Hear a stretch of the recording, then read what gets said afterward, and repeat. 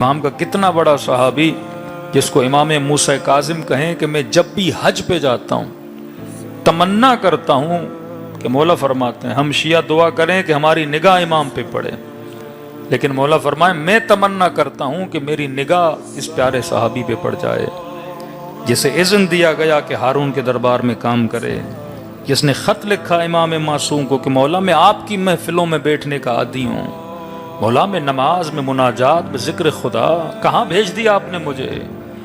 یہاں وزیر و وزراء آتے ہیں، شراب کی محفلیں لگتی ہیں، مولا میں ان محفلوں سے تنگ ہوں، قد ذاق صدری، میرا سینہ تنگ ہو گیا ہے، میں بیٹھ نہیں سکتا۔ امام نے جواب نے لکھا تجھے حکم ہے اسی محفل میں بیٹھو، خدا تجھے اجر عطا کرے گا، اور 3 گارنٹیاں میں تجھے دیتا ہوں، 1 گارنٹی تو مجھے دے۔ 3 گارنٹی امام نے فرمایا کبھی بھی تو زندان کی چھت کو نہیں دیکھے گا، کبھی دشمن کی تلوار تیرے بدن تک نہیں آئے گی، کبھی تیری نسل میں بچہ فقیر نہیں ہوگا۔ 3 گارنٹیاں میں دے رہا ہوں۔ امام فرمایا 1 گارنٹی مجھے دے گا۔ مولا وہ کون سی گارنٹی؟ کا جب بھی میرا چاہنے والا آئے اس کی پریشانی کو حل کیا کرنا۔ سب سے بڑی خدمت انسان جو کر سکتا ہے وہ اہل بیت کے چاہنے والے کی خدمت ہے، کسی مومن کی خدمت۔ اب میں چاہے نظام طاغوت کے کسی حکومت کے عہدے پہ فائز ہوں، مجھے اجازت ہے اس عہدے پہ کام کرنے کی، لیکن شرط یہی ہے کہ تم خدمت کرو گے کس کی؟ جس کے دل میں علی کی محبت پائی جاتی ہے۔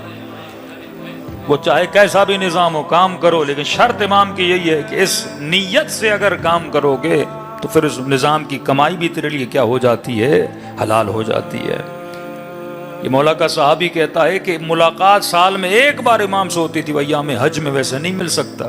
حج میں آپ کو پتا ہے سب نے احرام پہنا ہوا، سفید کپڑے پہنے ہوئے، کس کو کیا پتا کون کس سے مل رہا ہے، کہ اپنے پروٹوکول سے باہر نکلتا تھا اور چلا جاتا تھا امام سے ملنے کے لیے۔ مولا کے صحابی سے ملاقات ہوئی کہ امام سے اذن چاہتا ہوں ملاقات کے لیے، کہ مولا نے منع کیا ہے، ملنا نہیں چاہتے۔ کہتے ہیں آنکھوں میں آنسو آئے، پریشان ہوا، جس کے لیے مولا یہ کہے میری تمنا ہے اسے دیکھوں، اور آج خود ملنا چاہتا ہے امام کہے میں نہیں ملنا چاہتا۔ پھر پیغام بھیجا مولا کوئی خطا ہوئی، کوئی غلطی ہوئی، کا نہیں ملنا چاہتا۔ تیسری بار کہا مولا کوئی خطا کوئی غلطی، امام نے کہا کہ میں نے اس اذن کی وجہ سے تجھے اس حاکم کی دربار میں اجازت دی تھی کہ میرے شیعہ کو خالی ہاتھ نہیں لوٹاؤ گے۔ کہ مولا جتنی خدمت ہو سکتی ہے کرتا ہوں۔ امام نے کہا نہیں، کچھ ہی دن پہلے ہمارے مکتب کا مومن پریشان تھا، تیرے پاس آیا تو انہوں اسے جواب دیا۔ امام نے فرمایا اب کیونکہ وہ رنجیدہ ہو کے تم سے گیا ہے، جب تک وہ تم سے راضی نہیں ہوتا میں موسیٰ کاظم تم سے راضی نہیں ہوں گا۔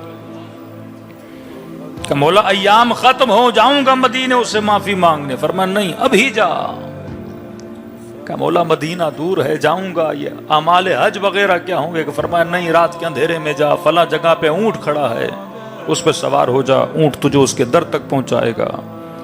کہتا اسی طرح گیا، امام کی بات کو فالو کیا، اونٹ کو دیکھا، سوار ہوا، چند قدم ہی اونٹ چلا تھا مجھے مدینے کی گلیاں نظر آ گئیں۔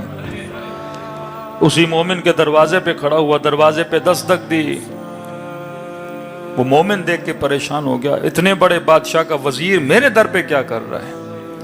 کہ وزیر بات میں ہوں، تو جلدی مجھ سے راضی ہو جا، تیری وجہ سے موسیٰ کاظم مجھ سے راضی نہیں ہے۔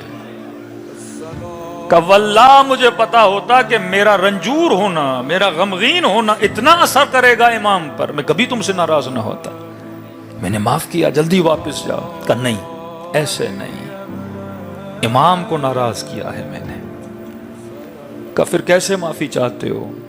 کہ ایک کام کر، کہ کون سا کام کروں؟ کہ دیکھ میں اپنا چہرہ خاک پہ رکھتا ہوں، تو اپنا پاؤں میرے رخسار پہ رکھ، تاکہ میں امام کو جا کے نشان دکھا سکوں کہ بندے خدا آپ معزز ہیں، مولا کے چاہنے والے صحابی ہیں، میں آپ کے ساتھ نہیں کر سکتا۔ کہ نہیں کرو گے میں دروازے پہ بیٹھا رہوں گا، کیونکہ میں نے امام کو جا کے دکھانا ہے۔ یہ مومن کہتا ہے اس نے زمین پہ اپنا رخسار رکھا اور میں نے ہلکا سا پاؤں اس کے رخسار پہ رکھا، کہ یہ اونٹ پہ سوار ہوا واپس گیا، کہتا جیسے سواری پہنچی تو موسیٰ کاظم وہاں پہ کھڑے تھے۔ میں نے کہا مولا معافی بھی مانگ کر آیا ہوں اور چہرے پہ ثبوت بھی لے کر آیا ہوں. پھر امام نے سینے سے لگایا, فرمایا ایسے ہوتے ہیں موسیٰ کاظم کے شیعہ. مقصد حیات یہ ہے کہ مومن کی خدمت کرے. اب وہ خدمت مالی ہو, وہ خدمت فکر کی خدمت ہو, یا جوانوں کے شعور کو بیدار کیا جائے, یا مالی مدد کی جائے, تو